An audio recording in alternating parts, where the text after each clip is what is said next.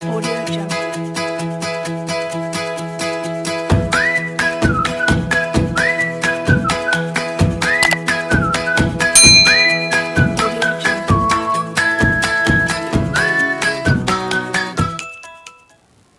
Assalamualaikum warahmatullahi wabarakatuh. Halo semuanya, apa kabar? Semoga Nanda selalu dalam keadaan baik serta selalu diberikan kesehatan oleh Allah Subhanahu wa taala supaya dapat mengikuti pembelajaran dengan baik.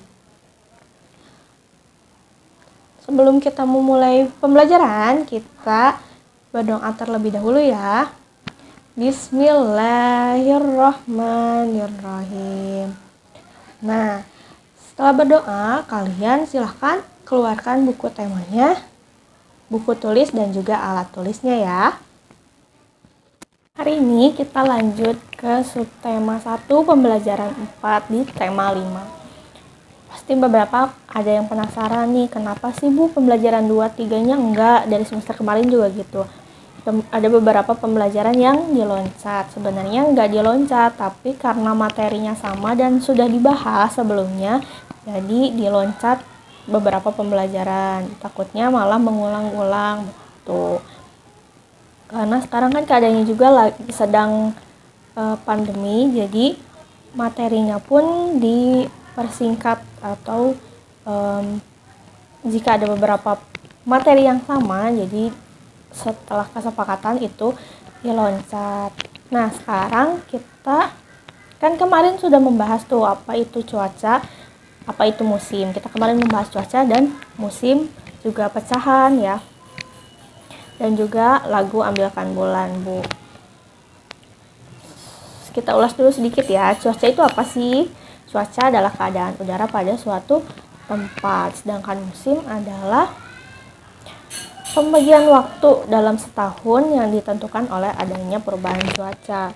Kalau musim itu ada 2 jenisnya, yaitu musim hujan dan musim kemarau untuk di negara Indonesia. Karena di negara Indonesia mendekati garis khatulistiwa. Nah, sedangkan cuaca itu ada 4. Ada cuaca berawan, cuaca mendung, cuaca hujan, dan cerah. Itu cuaca juga dapat membuat kegiatan manusia berubah. Tuh. Ya, sekarang kita lanjut ke subtema 4. Nih, Ibu tunjukin ada beberapa kumpulan kata yang tepat mengenai cuaca. Ada ya. Ada tentang cuaca dan di luar cuaca. Ananda nanti pilih 5 kata saja. 5 kata saja dan cari artinya. Cari artinya atau maknanya atau pengertiannya. Setelah dicari artinya, Ananda buatlah 5 kalimat sederhana dari masing-masing kata yang dipilih. Misalkan katanya itu hujan. Hari ini hujan sangat deras. Misalkan kayak gitu.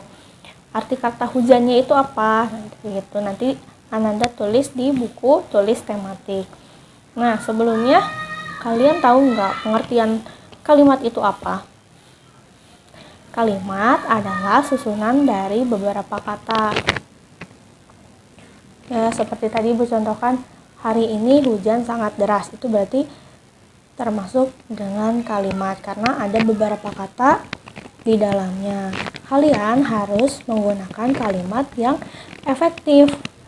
Tujuan kalimat efektif ini agar kalimat tersebut mudah dimengerti dan kalimatnya jelas. Seperti kalau misalkan Ananda suka membaca buku nih, pasti pembendaharaan katanya atau cara menulis kalimatnya itu berbeda dengan yang jarang membaca buku. Biasanya terlihat karena kata-kata yang digunakannya itu tidak sama dan kata kalimatnya itu mudah dimengerti dan juga jelas gitu. Tadi kan kalimat artinya susunan dari beberapa kata. Sekarang tadi Ibu bilang kalimat yang kalian bikin harus menggunakan kalimat efektif. Nah, kalimat efektif itu apa sih, Bu? Kalimat efektif adalah susunan kata yang mengikuti kaidah tata bahasa, baik itu ejaan ataupun tanda baca. Nah, di bahasa Indonesia pun sebetulnya sama, ada aturannya seperti menggunakan tanda titik, tanda koma, lalu menggunakan huruf kapital. Nah, itu disusun atau disimpan di bukunya, judulnya itu EYD atau biasa dikenal dengan ejaan yang disempurnakan. Nah, di situ ada tata cara bagaimana kita menyimpan tanda titik, koma, pokoknya tanda hubung, tanda-tanda seperti itu, lalu huruf kapital digunakannya di mana. Tuh. Sederhananya, kalimat efektif ini minimal mempunyai subjek dan predikat. Itu subjek dan predikat. Subjek itu apa? Sebetulnya itu ada subjek, predikat, objek, dan keterangan. Tapi kita menggunakan dulu subjek dan predikat ya. Subjek ini, pengertian dari subjek adalah orang yang melakukan pekerjaan tertentu dalam kalimat. Seperti kata benda, nama panggilan orang, hewan, tumbuhan, benda, atau yang lainnya. Contohnya nih, subjek itu ayah, ilham, ibu, kucing, bunga anggrek, bunga melati. Nah, itu yang menunjukkan subjek. Atau kata ganti orang itu seperti dia, kamu, itu subjeknya berarti. Lalu ada predikat. Predikat adalah unsur kalimat dalam bentuk tindakan yang dilakukan oleh subjek. Secara umum, predikat dalam bentuk kerja. Jadi predikat ini adalah bentuk kerja. Bentuk kerjanya seperti apa sih? Bentuk kerja itu seperti menonton, membaca, belajar, mencuci, mengejar, berlari. Apalagi? Banyak kan bentuk kata kerja itu. Nah, lalu tadi yang terakhir itu objek. Objek adalah unsur kalimat yang digambarkan sebagai sesuatu yang tunduk pada tindakan atau aktivitas subjek. Misalkan, ayah itu subjek, membaca itu predikat, objeknya apa? Apa yang dibaca sama ayah? Ayah misalkan membaca koran. Jadi, ayah membaca koran itu objeknya. Lalu misalkan ilhamnya subjek, predikatnya belajar atau menulis, lalu objeknya itu matematika. Objek itu aktivitas yang dilakukan oleh subjek.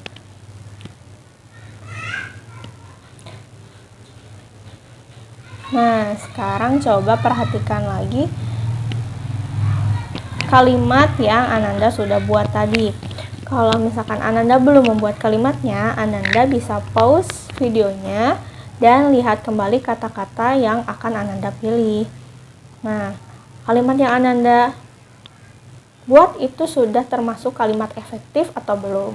Kalau dirasa belum, silahkan diperbaiki lagi dengan bantuan ayah, bunda, atau kakak ya.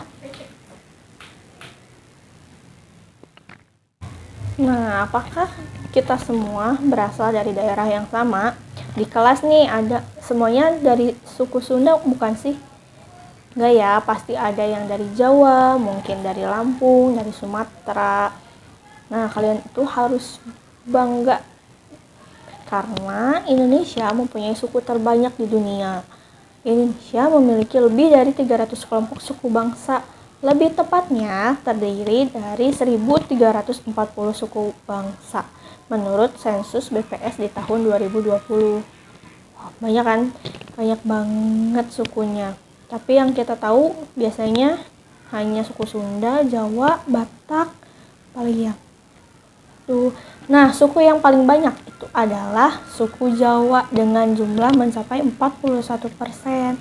Sedangkan di Kalimantan dan Papua memiliki populasi yang kecil, hanya beranggotakan ratusan orang saja. Jadi yang paling banyak itu di Jawa. Kenapa paling banyak di Jawa?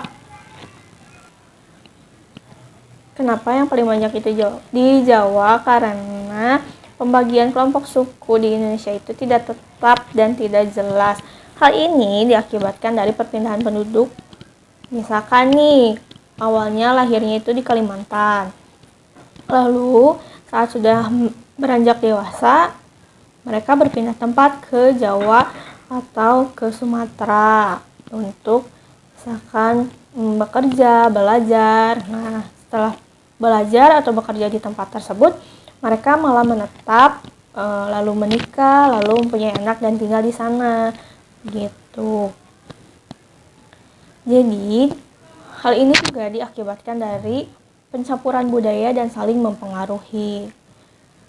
Coba deh tanya ayah atau bundanya, misalkan ayah asalnya tuh dari mana, bunda asalnya dari mana, misalkan pasti nggak jarang juga dan nggak sedikit juga yang kedua orang tuanya tidak berasal dari suku yang sama.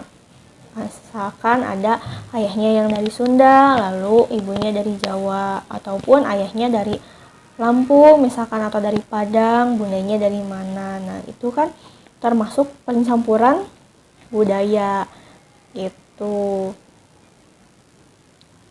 Karena suku bangsa kita yang begitu banyak membuat keberagaman memperkaya bangsa kita. Makanya kita harus bangga dan harus selalu bersyukur karena berada di negara Indonesia. Tidak hanya dalam budaya atau adat istiadatnya nih, dalam makanan pun kita memiliki keanekaragaman. Karena kita punya suku budaya yang sangat banyak, ya bisa dibilang begitu, kita juga pasti punya makanan yang beraneka ragam. Di Sunda aja, makanan khasnya itu kan gak cuma satu, yang terkenal itu banyak kan. Ada suku Sunda pun banyak, nggak satu kan. Kayak keripik mungkin ya, atau cokodot, coklat dari Garut. Lalu dodol, apalagi gurilem tuh. Dari Sunda aja makanannya udah banyak. Nasi liwet, ya, seblak bisa dibilang gitu. Nah, contoh lainnya nih kayak mie Aceh. Mie Aceh dari mana? Dari namanya aja udah ketahuan ya. Mie Aceh itu khas dari Aceh. Nah, keistimewaan makanan ini terletak pada ukuran mie-nya yang lebih besar dari biasanya dan bumbunya sangat kaya akan rempah. Mie ini disajikan bersama daging, kepiting atau udang, dilengkapi kerupuk melinjo atau di Sunda itu biasanya dikenal dengan emping, serta acar bawang merah dan mentimun. Ada yang udah pernah nyobain belum mie Aceh? Mie Aceh ini ada kuahnya sih, tapi kuahnya itu kental gitu. Di beberapa restoran juga menyediakan mie Aceh di kota Bandung ya. Coba nanti kalau misalkan kalian di jalan-jalan nih terus ketemu ada yang jual mie Aceh, cobain deh. Rasanya juga enak. Nah, selain mie Aceh ada nih contoh lain. Namanya pendap dari Bengkulu, khas Bengkulu. Pendap ini kalau di Sunda itu biasa disebutnya pepes. Makanan ini juga dikenalnya sejenis pepes, tapi pepes yang satu ini sangat unik karena ikan yang sudah dibumbui menggunakan bumbu halus dan parutan kelapa dibungkus dengan daun talas. Lalu barulah dibungkus daun pisang. Jadi daun kan kalau di Sunda itu daun talas. Kalau di Sunda itu kan cara pembuatannya hanya tinggal dibumbui, setelah dibumbui lalu langsung dibungkus daun pisang dan langsung dikukus kan. Nah, kalau di Bengkulu ini enggak, kita menggunakan dulu daun talas. Setelah daun talas, kita lalu bungkus lagi dengan daun pisang. Kemudian diikat dengan tali, lalu direbusnya nih yang lama nih. Kalau misalkan di Indonesia lagi maaf. Di Sunda itu merebusnya nggak perlu lama-lama, biasanya hanya setengah jam atau 1 jam. Tuh, kalau di Bengkulu sana ini direbusnya harus selama kurang lebih 8 jam. Kenapa nih harus sampai 8 jam? Karena katanya supaya bumbunya itu lebih meresap ke dalam dagingnya, lalu tulang-tulangnya juga lunak dan dapat dimakan. Lalu selain itu, perebusan yang sangat lama ini itu tujuannya untuk menghilangkan efek gatal pada daun talas agar lalu tulangnya ikan menjadi lunak, bumbunya benar-benar meresap itu. Nah, ikan yang biasanya digunakan adalah ikan kakap atau ikan laut lainnya. Dan yang paling setelah matang nih dibuka nih bungkus daun pisangnya. Daun talasnya ini bisa dimakan dengan berbarengan dengan daging ikan yang dipepes tadi, kan? Keren, ibu juga belum coba sih makanannya satu ini. Tuh contohnya, masih banyak sebetulnya. Nah, sekarang tugas Ananda itu melanjutkan dengan mengisi tabel pada halaman 28. Di situ Ananda harus mengisi kolom daerah beserta makanan khasnya. Nah, karena di sini di halaman 28